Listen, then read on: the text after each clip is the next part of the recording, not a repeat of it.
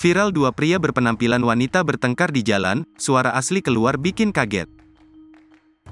Perseteruan dua orang waria di tengah jalanan kota Makassar berhasil mencuri perhatian hingga viral di media sosial. Sambil membela diri, kedua waria tersebut tampak saling serang sampai mengeluarkan aslinya. Peristiwa perseteruan kedua waria tersebut langsung viral di TikTok usai diunggah oleh akun @kuun, Kamis, tanggal 22 Juni tahun 2023. Mulanya dalam video yang beredar tampak dua orang waria sedang beradu mulut di tengah jalan. Terpancing emosi, keduanya kemudian saling menyerang menggunakan barang-barang yang mereka bawa.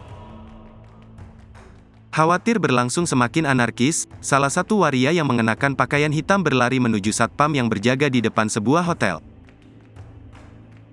Meski sudah dihalangi, keduanya masih saja beradu mulut bahkan sampai saling tendang hingga berteriak mengeluarkan suara asli masing-masing.